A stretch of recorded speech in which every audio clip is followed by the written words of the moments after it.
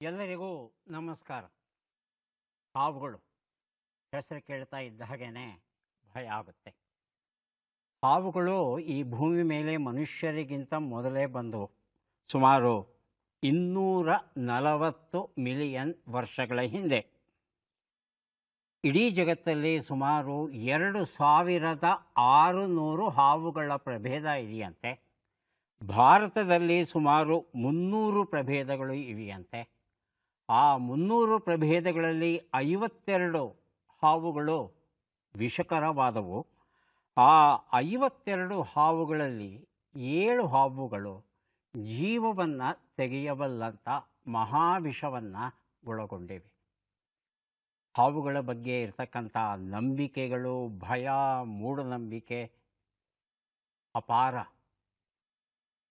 ಕೇವಲ ಭಾರತ ಮಾತ್ರ ಅಲ್ಲ, ಜಗತ್ತಿನ ಯಾವುದೇ ಸಂಸ್ಕೃತಿಯನ್ನು ತಗೊಂಡು ನೋಡಿ, ಹಾವುಗಳ ಬಗ್ಗೆ ಅವರದ್ದೇ ಆದ ಕಲ್ಪನೆಗಳನ್ನು ಹರಿಬಿಟ್ಟಿರ್ತಾರೆ. ಆದರೆ ಹಾವುಗಳ ಬಗ್ಗೆ ವೈಜ್ಞಾನಿಕವಾಗಿ ತಿಳ್ಕೊಳ್ಳೋದು ಹೇಗೆ ಅನ್ನೋ ಒಂದು ಪ್ರಶ್ನೆಯನ್ನು ತಾವು ಕೇಳೋದಾದರೆ, ಕನ್ನಡದಲ್ಲಿ ಬಹಳ ಸರಳವಾದ, ಸೊಗಸಾದ, ಅದ್ಭುತ ವರ್ಣಚಿತ್ರಗಳನ್ನು ಒಳಗೊಂಡಂಥ ಹಾವು ನಾವು ಭಾರತದ ಸಾಮಾನ್ಯ ಹಾವುಗಳು ಎನ್ನುವ ಈ ಒಂದು ಪುಸ್ತಕ ಪ್ರಕಟವಾಗಿದೆ. ಈ ಒಂದು ಪುಸ್ತಕವನ್ನು ಬರೆದಿದ್ದಾರೆ ಗುರುರಾಜ್ ಸನಿಲ್ ಅವರು. ಈ ಪುಸ್ತಕವನ್ನು ನೋಡ್ತಾ ಇದ್ದರೆ ಸಾಕು, ನಮಗೆ ಅನೇಕ ಮಾಹಿತಿಗಳು ಗೊತ್ತಾಗುತ್ತೆ. ಒಂದು ಹಾವು ಮತ್ತೊಂದು ಹಾವನ್ನು ತಿನ್ನುತ್ತೆ, ಅನುಮಾನ ಏನಿಲ್ಲ. ನಾಗರ ಹಾವು ಕೆರೆ ಹಾವನ್ನು ತಿನ್ಬೋದು. ವಿಚಿತ್ರ ಅಂದರೆ ಕೆರೆ ಹಾವನ್ನೇ ತಿನ್ನೋದು. ಸ್ವಜಾತಿ ಭಕ್ಷಣ ಅದು ಸಹ ಉಂಟು. ಹೆಬ್ಬಾವು ಅಂತ ಇದೆ. ಆ ಹೆಬ್ಬಾವು ಒಂದೊಂದು ಸಲ ಆಡಿನ ಮರಿಗಳನ್ನು, ನಾಯಿಯನ್ನು ಎಲ್ಲನೂ ತಿಂದುಬಿಡೋದುಂಟು. ತಲೆ ಮಾತ್ರ ಇಷ್ಟೆಷ್ಟಿರುತ್ತೆ. ಆದರೆ ಒಂದು ನಾಯಿ ಮರಿಯನ್ನು ತಿನ್ನೋದಕ್ಕೆ ಹೇಗೆ ಸಾಧ್ಯವಾಗುತ್ತೆ? ಅದಕ್ಕೆ ಅಂದರೆ ಈ ಮೇಲ್ಗಡೆ ದವಡೆ, ಕೆಳಗಡೆ ದವಡೆ, ನಮಗೆ ಈ 2 ದವಡೆಗಳು ಇಲ್ಲಿ ಒಂದು ಕೀಲಿನ ಮೂಲಕ ಜೋಡಣೆಗೊಂಡಿವೆ. ಹಾವುಗಳಲ್ಲಿ ಈ ಜೋಡಣೆ ಇಲ್ಲ. ಇದೇ ಪ್ರತ್ಯೇಕ. ಹಾಗಾಗಿ ಬಾಯಿಯನ್ನು ಎಷ್ಟಗಲಬೇಕಾದರೂ ಅಗಲಿಸಬಲ್ಲದು. ಹಾವಿನ ಬಗ್ಗೆ ಅದ್ಭುತವಾದ ಮಾಹಿತಿಗಳನ್ನು ಒಳಗೊಂಡಂಥ ಈ ಒಂದು ಪುಸ್ತಕದಲ್ಲಿ ಭಾರತದಲ್ಲಿ, ಕರ್ನಾಟಕದಲ್ಲಿ ಇರುವಂಥ ಹಾವುಗಳ ಪರಿಚಯದ ಜೊತೆ ಹಾವು ಕಡಿತಕ್ಕೆ ಯಾವ ಪ್ರಥಮ ಚಿಕಿತ್ಸೆ ಕೊಡಬೇಕು, ಹಾವುಗಳನ್ನು ನಾವು ರಕ್ಷಿಸಬೇಕಾ, ಹಾವುಗಳ ಸುತ್ತ ಯಾಕೆ ನಂಬಿಕೆಗಳು ಬಂದಿವೆ, ಹಾವುಗಳಿಂದ ನಮ್ಮನ್ನು ನಾವು ರಕ್ಷಿಸಿಕೊಳ್ಳೋದು ಹೇಗೆ, ಹಾವುಗಳಿಗೆ ಸಂಬಂಧಪಟ್ಟ ಹಾಗೆ ಏನು ಕಾನೂನುಗಳಿವೆ ನಮ್ಮ ದೇಶದಲ್ಲಿ, ಹೀಗೆ ಬಹಳ ಉಪಯುಕ್ತವಾದ, ಸೊಗಸಾದ ಮಾಹಿತಿಗಳನ್ನು ಒಳಗೊಂಡಿದೆ ಈ ಒಂದು ಪುಸ್ತಕ. ಹಾವು ನಾವು, ಗುರುರಾಜ್ ಸನಿಲ್ ಬರೆದಿರುವಂಥ ಕೃತಿ. ಕಾರ್ಯಕ್ರಮವನ್ನು ಆರಂಭಿಸ್ತಾ ಇದ್ದೇವೆ. ಸ್ಪರ್ಧಿಗಳ ಪರಿಚಯ. ಮೊದಲ ಸ್ಪರ್ಧಿ ಸರ್, ನನ್ನ ಹೆಸರು ಪಾಂಡುರಂಗ ಅಂತೇಳಿ. ನಾನು ತುಮಕೂರು ಜಿಲ್ಲೆ ತಿಪ್ಟೂರಿಂದ ಬಂದಿದ್ದೀನಿ. ನಾನೊಂದು MBA ನಲ್ಲಿ ಮಾರ್ಕೆಟಿಂಗ್ ಮಾಡಿ ಈಗ ಬೆಂಗಳೂರಿನಲ್ಲಿ ಒಂದು ಖಾಸಗಿ ಕಂಪ್ನಿನಲ್ಲಿ ವೃತ್ತಿ ಮಾಡ್ತಾಯಿದ್ದೀನಿ ಸರ್. ಬಹಳ ಸಂತೋಷ ಪಾಂಡುರಂಗ. ಕಾರ್ಯಕ್ರಮಕ್ಕೆ ಸ್ವಾಗತವನ್ನು ಕೋರ್ತಾ ಇದ್ದೇವೆ. ನಮ್ಮ ಮುಂದಿನ ಸ್ಪರ್ಧಿ. ಎಲ್ರಿಗೂ ನಮಸ್ಕಾರ. ನನ್ನ ಹೆಸರು ವಿನಾಯಕ್ ಬಾಡ್ಕರ್ ಅಂತ. ನಾನು ಮೂಲತಃ ಬೆಳಗಾವಿ ಜಿಲ್ಲೆ ಹುಕ್ಕೇರಿ ತಾಲೂಕಿನ ಸಂಕೇಶ್ವರನ ಗ್ರಾಮದಲ್ಲಿ ಬಂದಿದ್ದೇನೆ. ನನ್ನ ಹವ್ಯಾಸ ಕ್ರಿಕೆಟ್ ಆಡುವುದು ಮತ್ತು ನೋಡುವುದು. ನಾನಿಲ್ಲಿ ಸಾಫ್ಟ್ವೇರ್ ಉದ್ಯೋಗಿ ಕೆಲಸ ಮಾಡ್ತಿದ್ದೇನೆ. ಸ್ವಾಗತ ವಿನಾಯಕ್. ಇವತ್ತಿನ ಕಾರ್ಯಕ್ರಮಕ್ಕೆ ತಮಗೆ. ನಮ್ಮ ಮೂರನೆಯ ಸ್ಪರ್ಧಿ. ನಮಸ್ಕಾರ, ನನ್ನ ಹೆಸರು ಚಂದ್ರಭಾನು ಅಂತ ಹೇಳಿ. ನಾನು ಬೆಂಗಳೂರಿನ ನಾಗರಬಾವಿಯಿಂದ ಬರ್ತಾ ಇದ್ದೀನಿ. ಒಂದು ಖಾಸಗಿ ಸಂಸ್ಥೆಯಲ್ಲಿ ಅಡ್ಮಿನ್ ಆಗಿ ಕೆಲಸ ಮಾಡ್ತಾ ಇದ್ದೀನಿ. ತುಂಬ ಸಂತೋಷ ಚಂದ್ರಭಾನು, ಸ್ವಾಗತ ಇವತ್ತಿನ ಕಾರ್ಯಕ್ರಮಕ್ಕೆ. ಮೂವರು ಸಿದ್ಧವಾಗಿದ್ದರೆ ಕಾರ್ಯಕ್ರಮ ಆರಂಭಿಸೋಣ. ಮೊದಲಿಗೆ ನಿಯಮಗಳನ್ನು ಒಮ್ಮೆ ನೋಡಿಬಿಡೋಣ. ಒಟ್ಟು 10 ಪ್ರಶ್ನೆಗಳು. ಮೊದಲು ಬಜರ್ ಒತ್ತಿದವರಿಗೆ ಉತ್ತರ ನೀಡುವ ಅವಕಾಶ. ಪ್ರತಿ ಸರಿ ಉತ್ತರಕ್ಕೆ ಒಂದು ಪುಸ್ತಕ ಬಹುಮಾನ. ಆಯ್ಕೆಗಳು ಬರುವ ಮೊದಲೇ ಬಜರ್ ಒತ್ತಿ ಸರಿ ಉತ್ತರ ನೀಡಿದರೆ 2 ಪುಸ್ತಕ ಬಹುಮಾನ. 100 ಅಂಕ ಗಳಿಸಿದವರಿಗೆ ಒಂದು ಅಡಕ ಮುದ್ರಿಕೆ ವಿಶೇಷ ಬಹುಮಾನ. ನಕಾರಾತ್ಮಕ ತಂತ್ರಗಳಿಗೆ ಅವಕಾಶವಿಲ್ಲ. ಇಂದಿನ ಕಾರ್ಯಕ್ರಮದ ಮೊದಲ ಪುಸ್ತಕ, ಮೊದಲ ಪ್ರಶ್ನೆಯನ್ನು ಈಗ ನೋಡೋಣ. ಮೈಸೂರು ಮಲ್ಲಿಗೆ, KS ನರಸಿಂಹಸ್ವಾಮಿ ಅವರು ಬರೆದಂಥ ಪುಸ್ತಕ. ನಮ್ಮ ಮೊದಲ ಪ್ರಶ್ನೆ, ಭಾರತದಲ್ಲಿ ಒಟ್ಟು ಎಷ್ಟು ಉಚ್ಚ ನ್ಯಾಯಾಲಯಗಳು ಇವೆ? ಹೈಕೋರ್ಟ್ಸ್ ಎಷ್ಟಿವೆ ಅಂತ ಆಯ್ಕೆಗಳನ್ನು ನೋಡೋಣ. 25, 24, 23, 26. ಮೊದಲಿಗೆ ವಿನಾಯಕ್, ಆನಂತರ ಚಂದ್ರಭಾನು. ಆಯ್ಕೆ 3. ಆಯ್ಕೆ 3 23. ಚಂದ್ರಭಾನು ಆಯ್ಕೆ 2 ಸರ್ 24. 24. ಉತ್ತರವನ್ನು ನೋಡೋಣ. ಸರಿಯಾದ ಉತ್ತರ 25 ಆಗಿತ್ತು. 2019ರಲ್ಲಿ ಜಮ್ಮು ಕಾಶ್ಮೀರ ಮತ್ತು ಲಡಾಖ್ ರೂಪುಗೊಂಡ ಮೇಲೆ ಅಲ್ಲಿ ಒಂದು ವಿಶೇಷವಾದ ನ್ಯಾಯಾಲಯ, ಉಚ್ಚ ನ್ಯಾಯಾಲಯ ಅಸ್ತಿತ್ವಕ್ಕೆ ಬರುತ್ತೆ. 1928ರಲ್ಲಿ ಆರಂಭವಾಗುತ್ತೆ ಈ ಹೈಕೋರ್ಟ್ ಅನ್ನೋದು. ನಮ್ಮ ದೇಶದಲ್ಲಿ 1104 ನ್ಯಾಯಾಧೀಶರು ಈ 25 ಉಚ್ಚ ನ್ಯಾಯಾಲಯಗಳಲ್ಲಿ ಕೆಲಸ ಮಾಡ್ತಾ ಇದ್ದಾರೆ. Sir C V Raman, professor S V Subrahmanyam ಬರೆದಂಥ ಪುಸ್ತಕ ನಮ್ಮ ಪ್ರಶ್ನೆಯನ್ನು ನೋಡೋಣ. ಪ್ರಧಾನಮಂತ್ರಿಗಳು ಯಾವ ರಾಜ್ಯದಲ್ಲಿ ನಾನೋ ಯೂರಿಯಾ ಜಲಘಟಕವನ್ನು ಉದ್ಘಾಟಿಸಿದರು? ಆಯ್ಕೆಗಳನ್ನು ನೋಡೋಣ. ಉತ್ತರ ಪ್ರದೇಶ, ಗುಜರಾತ್, ಮಹಾರಾಷ್ಟ್ರ. ಮೊದಲು ಬರೆದಿರುತ್ತಿದ್ದಾರೆ ಪಾಂಡುರಂಗ, ನಂತರ ವಿನಾಯಕ್. ಗುಜರಾತ್. ಆಯ್ಕೆ 2 ವಿನಾಯಕ್. ಗುಜರಾತ್. ಆಯ್ಕೆ 4 ಮಧ್ಯಪ್ರದೇಶ. ಉತ್ತರವನ್ನು ನೋಡೋಣ. ಗುಜರಾತ್ ಉತ್ತರ ಸರಿಯಾಗಿದೆ. ಈ ಉತ್ತರವನ್ನು ಮೊದಲು ಕೊಟ್ಟದ್ದು ಪಾಂಡುರಂಗ ಅಲ್ವಾ? ಹೌದು. ತಮಗೆ ಸರ್ ಸಿ ವಿ ರಾಮನ್ ಎನ್ನುವ ಈ ಒಂದು ಪುಸ್ತಕವನ್ನು ಕೊಡ್ತಾ ಇದ್ದೇನೆ. 175 ಕೋಟಿ ರೂಪಾಯಿ ವೆಚ್ಚದಲ್ಲಿ ಈ ನಾನೋ ಯೂರಿಯಾ ಜಲಘಟಕವನ್ನು ಸೃಜಿಸಿದ್ದಾರೆ. ನಮಗೆಲ್ಲ ಗೊತ್ತಿರೋ ಹಾಗೆ ಯೂರಿಯಾ ಅಂದ ಕೂಡಲೇ ಅದು ಘನ ರೂಪದಲ್ಲಿ, ಪುಡಿಯ ರೂಪದಲ್ಲಿ ಬರುತ್ತೆ. ಆದರೆ ಇದು ದ್ರವ ರೂಪದಲ್ಲಿ ಬರ್ತಾ ಇದೆ. 1/2 ಲೀಟರಿನ ಬಾಟಲುಗಳು ಮಾರುಕಟ್ಟೆಗೆ ಬರುತ್ತೆ. 1.5 ಲಕ್ಷ ಬಾಟಲಿ ಪ್ರತಿದಿನ ಉತ್ಪಾದನೆ ಮಾಡೋ ಸಾಮರ್ಥ್ಯ ಇದೆಯಂತೆ ಈ ಒಂದು ಕಾರ್ಖಾನೆಗೆ. ಇಂತಹ ಕಾರ್ಖಾನೆಗಳು ಪ್ರತಿ ರಾಜ್ಯದಲ್ಲೂ ಸಹ ಆರಂಭವಾದರೆ ಬಹಳ ಚೆನ್ನಾಗಿರುತ್ತೆ. ಮುಂದಿನ ಪುಸ್ತಕ ಅನ್ವೇಷಣೆ, CA ಸಂಜೀವ ಮೂರ್ತಿ ಬರೆದಿರುವಂಥದ್ದು ನಮ್ಮ ಪ್ರಶ್ನೆ. ಕಾಲುಬಾಯಿ ರೋಗವು, ಫುಟ್ ಅಂಡ್ ಮೌತ್ ಡಿಸೀಸ್, ಈ ಕೆಳಗಿನ ಯಾವ ಪ್ರಾಣಿಗಳಿಗೆ ಬರುತ್ತದೆ? ಆಯ್ಕೆಗಳು ಬರೋದಕ್ಕೆ ಮೊದಲು ಚಂದ್ರಭಾನು ಮತ್ತು ಪಾಂಡುರಂಗ ಇಬ್ಬರೂ ಬರೆದಿರುತ್ತಿದ್ದಾರೆ. ಉತ್ತರವನ್ನು ಕೇಳಿ ಆಯ್ಕೆಗಳನ್ನು ನೋಡೋಣ. ಚಂದ್ರಭಾನು ಹಸುಗಳಿಗೆ, ಪಾಂಡುರಂಗ ಹಸುಗಳಿಗೆ. ಆಯ್ಕೆಗಳು ಬಂದ ಮೇಲೆ ತಮ್ಮ ಉತ್ತರವನ್ನು ಮತ್ತೊಮ್ಮೆ ವಿಮರ್ಶಿಸುವ ಅವಕಾಶ ಮಾಡಿಕೊಡ್ತೇನೆ. ಈಗ ಆಯ್ಕೆಗಳನ್ನು ನೋಡೋಣ. ದನಗಳು ಮಾತ್ರ, ದನ ಮತ್ತು ಕುರಿಗಳು ಮಾತ್ರ, ದನ, ಕುರಿ ಮತ್ತು ಹಂದಿಗಳು, ದನ ಮತ್ತು ಹಂದಿಗಳು ಮಾತ್ರ. ಈಗ ಚಂದ್ರಭಾನು. ದನಗಳಿಗೆ ಸರ್. ಆಯ್ಕೆ 1. ಆಯ್ಕೆ 1. ಪಾಂಡುರಂಗ. ದನ ಮತ್ತು ಕುರಿ ಮತ್ತು ಹಂದಿ. ಆಯ್ಕೆ 3. ಉತ್ತರವನ್ನು ನೋಡೋಣ. ದನ, ಕುರಿ ಮತ್ತು ಹಂದಿಗಳು ಅನ್ನೋದು ಸರಿಯಾದ ಉತ್ತರ ಆಗಿತ್ತು. ಪಾಂಡುರಂಗ ಈ ಉತ್ತರವನ್ನು ಕೊಟ್ಟಿದ್ದಾರೆ. ಆಯ್ಕೆಗಳು ಬರೋದಕ್ಕೆ ಮೊದಲೇ ತಾವು ಉತ್ತರ ಕೊಟ್ರಿ ಅಲ್ವಾ? ಅನ್ವೇಷಣೆ ಕೃತಿಯ ಜೊತೆ ಮೈಸೂರು ಮಲ್ಲಿಗೆ ಎನ್ನುವ ಇನ್ನೊಂದು ಕೃತಿ, 2 ಪುಸ್ತಕಗಳನ್ನು ತಮಗೆ ಕೊಟ್ಟಿದ್ದೇನೆ. ಈ ಕಾಲುಬಾಯಿ ರೋಗ ಅಂತ ಏನು ಹೇಳ್ತಾರೆ ಅದನ್ನು ಆಂಥ್ರಾಕ್ಸ್ ಅಂತ ಹೇಳ್ತೀವಿ. ನೆರಡಿ ರೋಗ ಅನ್ನೋದು ಅದರ ಒಂದು ಪಾರಿಭಾಷಿಕ ಪದ. ಅದು ಗೊರಸು ಇರುವ ನಾಡು ಪ್ರಾಣಿಗಳು ಮಾತ್ರ ಅಲ್ಲ, ಕಾಡು ಪ್ರಾಣಿಗಳಿಗೂ ಅಂದರೆ ಜಿಂಕೆಗೂ ಸಹ ಈ ಕಾಯಿಲೆ ಬರುತ್ತೆ ಅನ್ನೋದನ್ನು ತಿಳ್ಕೋಬೇಕು. ಎಮ್ಮೆ, ಜಿಂಕೆ, ಕಾಡೆಮ್ಮೆ ಇತ್ಯಾದಿ ಪ್ರಾಣಿಗಳಿಗೆಲ್ಲ ಬರಲಿಕ್ಕೆ ಸಾಧ್ಯ ಉಂಟು.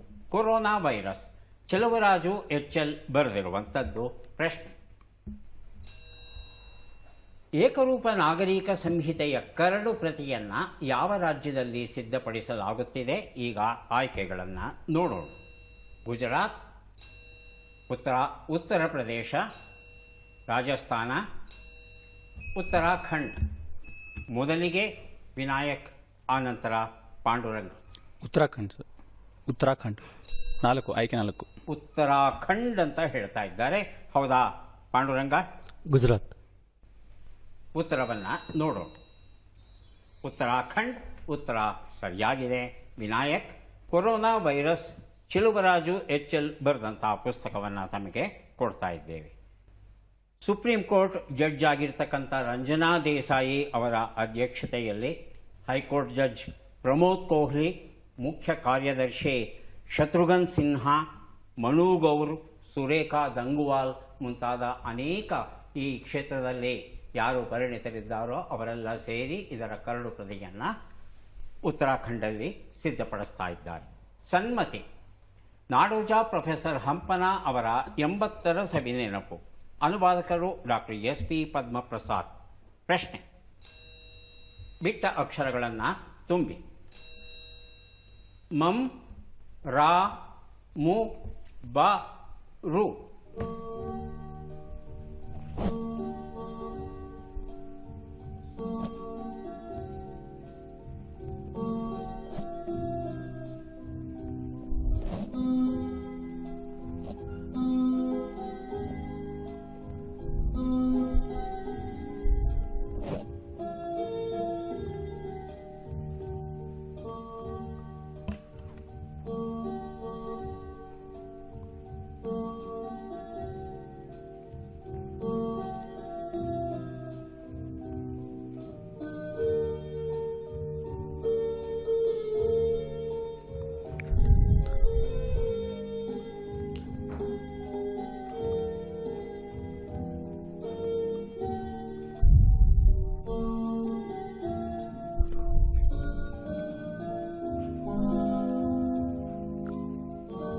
ಒಂದು ನಿಮಿಷದ ಕಾಲಾವಕಾಶ ಮುಕ್ತಾಯ ಆಗಿದೆ. ಉತ್ತರವನ್ನು ನೋಡೋಣ.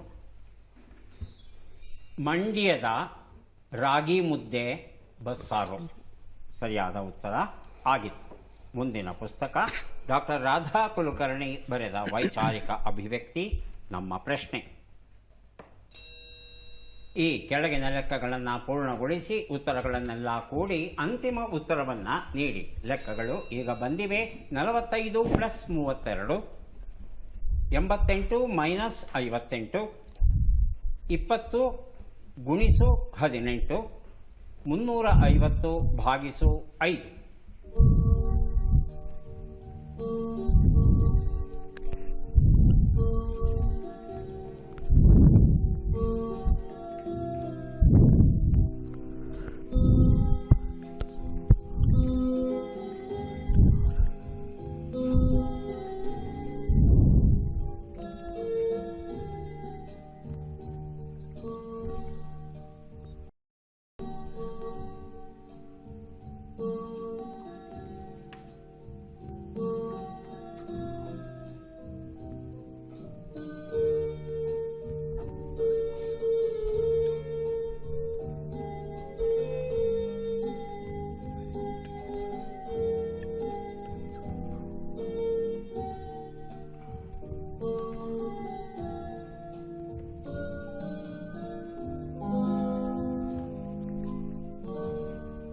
ಒಂದು ನಿಮಿಷದ ಅವಧಿ ಮುಗಿದಿದೆ.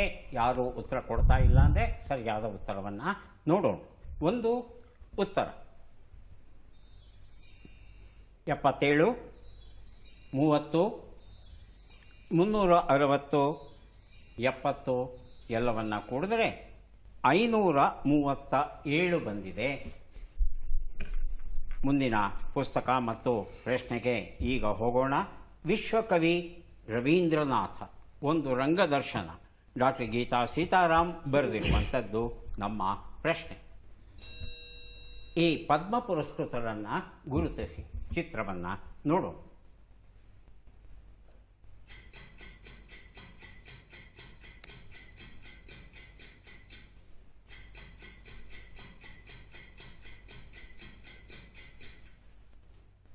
ಆಯ್ಕೆಗಳು ರ್ಯೋಕೋ ಹೀರಾ, ಪಿ ನಾರಾಯಣ ಕುರುಪ್, ಅವಧ್ ಕಿಶೋರ್ ಜಡಿಯಾ, ವಿಜಯ್ ಕುಮಾರ್ ವಿನಾಯಕ ಡೋಂಗ್ರೆ. ಮೊದಲಿಗೆ ವಿನಾಯಕ್, ಆನಂತರ ಪಾಂಡುರಂಗ. ಸರ್ ಆಯ್ಕೆ 4 ವಿಜಯಕುಮಾರ್ ವಿನಾಯಕ್ ಡೋಂಗ್ರಿ. ವಿಜಯ್ ಕುಮಾರ್ ವಿನಾಯಕ ಡೋಂಗ್ರೆ ಅಂತ ಹೇಳ್ತಾ ಇದ್ದಾರೆ. ಹೌದಾ ಪಾಂಡುರಂಗ? ಹೌದು ಸರ್. ಉತ್ತರವನ್ನ ನೋಡು.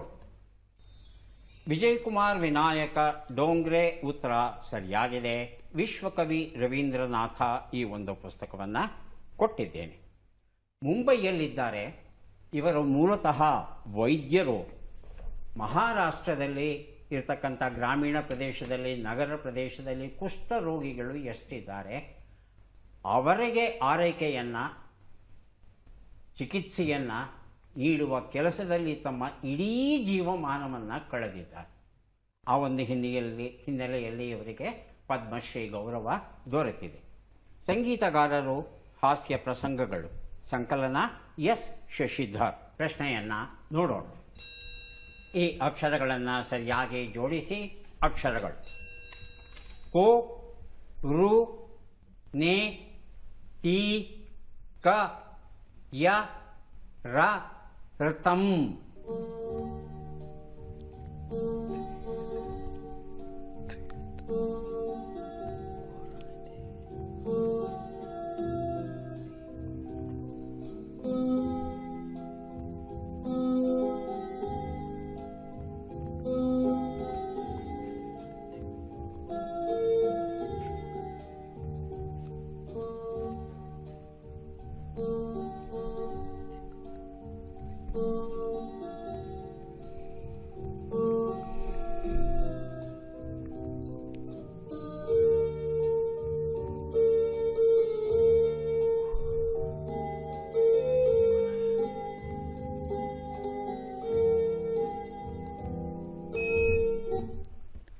ವಿನಾಯಕ್.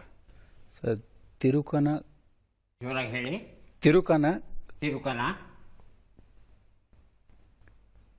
4 ಅಕ್ಷರ ಆಯಿತು. ತಿರುಕನ ಎರ್ಥಂ. 8 ಅಕ್ಷರ ಬೇಕು ನಮಗೆ. ಮತ್ತೆ ಅದು ಅರ್ಥವಾಗಲಿಲ್ಲ ತಾವೇನು ಹೇಳ್ತಿದ್ದೀವಿ ಅಂತ. ಪಾಂಡುರಂಗ ಮತ್ತು ಚಂದ್ರಭಾನು. ಉತ್ತರವನ್ನು ನೋಡೋಣ. ಕೊನೆಯ ತೀರ್ಥಂಕರರು. ಇದು ಸರಿಯಾದ ಉತ್ತರ ಆಗಿದೆ. ಈಗ ಪದಬಂಧ ಬರ್ತಾ ಇದೆ. ಸುಳುಹುಗಳನ್ನು ನೋಡಿ 3 ಪುಸ್ತಕಗಳನ್ನು ಪಡೆಯೋಣ. ಪದಬಂಧ. ಅರ್ಥವಾಗದಂತೆ ನಿದ್ರೆಯಲ್ಲಿ ಮಾತನಾಡು. ದರಿದ್ರ, ದೀನ. ಬಡಿಯಲು ಬಳಸುವ ದೊಣ್ಣೆ.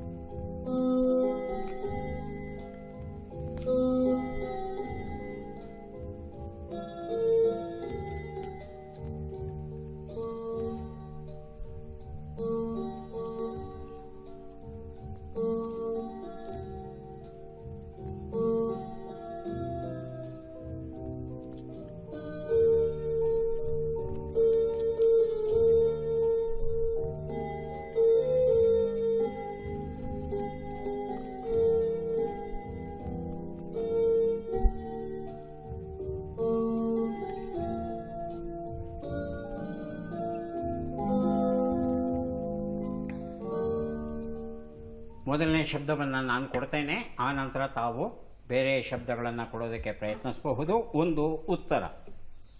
ನಿದ್ರೆಯಲ್ಲಿ ಬಡಬಡಿಸ್ತೇವೆ ನಾವು. 2 ಉತ್ತರ. ದರಿದ್ರ, ದೀನ. ಮೊದಲಿಗೆ ಪಾಂಡುರಂಗ, ನಂತರ ಚಂದ್ರಭಾನು. ದರಿದ್ರ, ದೀನ, ಬಡವ. ಮುಟ್ಟಬೇಡಿ ಮೈಕೋ. ಬಡವ. ನೋಡೋಣ ಉತ್ತರವನ್ನು. ಉತ್ತರ ಸರಿಯಾಗಿದೆ. ಭಾರ್ಗವಿ ಕವನ ಸಂಕಲನ ಕೊಟ್ಟಿದ್ದೇನೆ. 3 ಉತ್ತರ. ಯಾರು ಬೇಕಾದ್ರೂ ಬಜರ್ ಒತ್ತಬಹುದು. ಹೇಳಿ ವಿನಾಯಕ್. ಬಡಿಗೆ. ಬಡಿಗೆ. ಉತ್ತರವನ್ನು ನೋಡೋಣ. ಬಡಿಗೆ ಉತ್ತರ ಸರಿಯಾಗಿದೆ. ಮಕ್ಕಳ ಯೋಗಕ್ಷೇಮ ಡಾಕ್ಟರ್ CR ಚಂದ್ರಶೇಖರ್ ಬರೆದಂತಹ ಪುಸ್ತಕ ಕೊಟ್ಟಿದ್ದೇವೆ. ಈಗ ಕೊನೆಯ ಘಟ್ಟ ಚಟ್ಪಟ್ ಚಿನ್ಕುರಳಿ. 5 ಪ್ರಶ್ನೆಗಳು ಪಾಂಡುರಂಗ ಅವರಿಗೆ ಬರ್ತಾ ಇದೆ. ಸಿದ್ಧವಾಗಿದ್ದರೆ ಮೊದಲ ಪ್ರಶ್ನೆ ಕೇಳ್ತೇವೆ. ಮೊದಲ ಪ್ರಶ್ನೆ,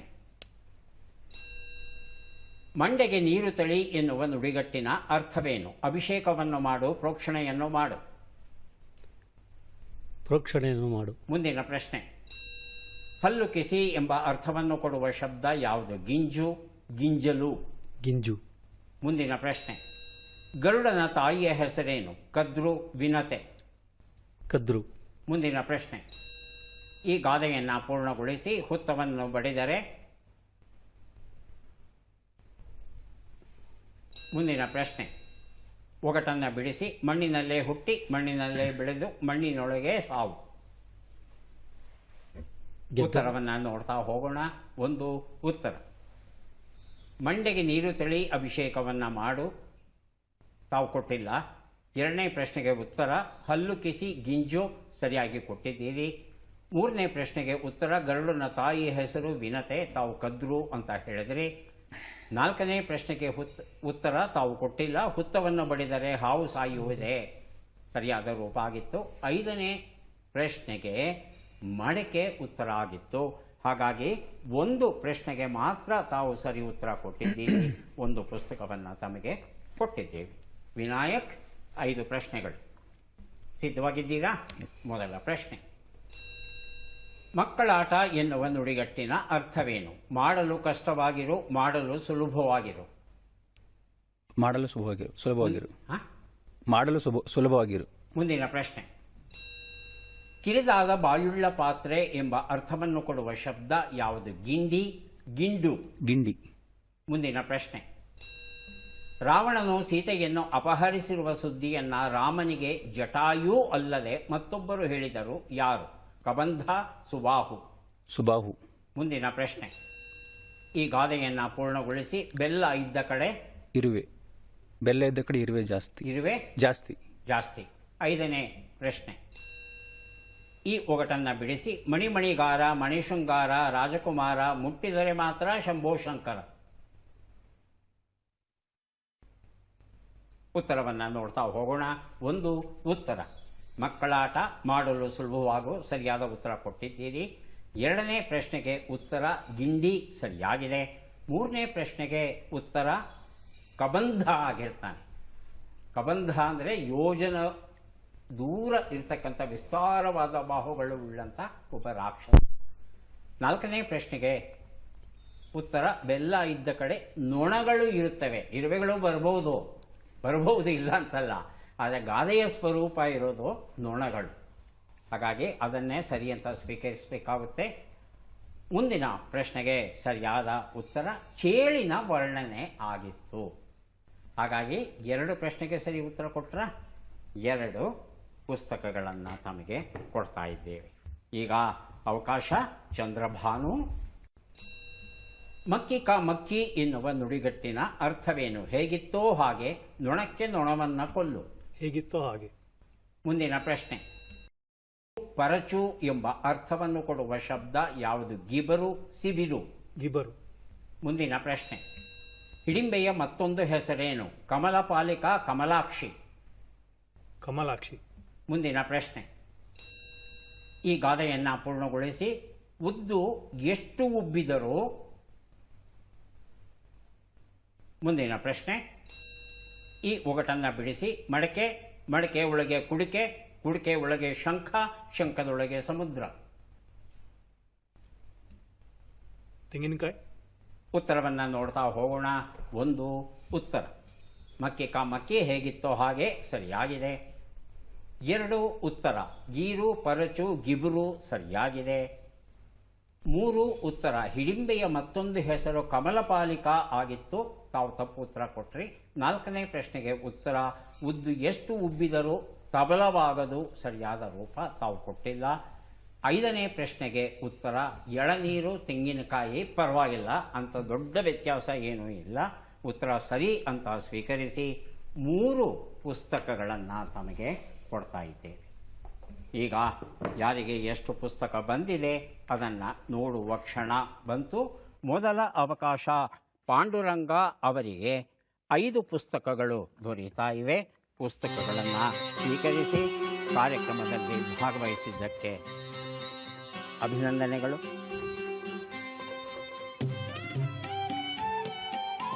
ವಿನಾಯಕ ಅವ್ರಿಗೂ 5 ಪುಸ್ತಕ ಸಿಗ್ತಾ ಇದೆ. ಅಭಿನಂದನೆಗಳು.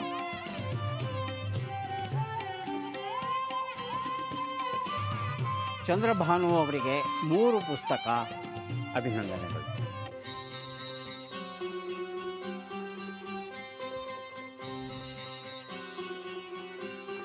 ಮತ್ತೆ ಭೇಟಿಯಾಗೋಣ. ನಮಸ್ಕಾರ.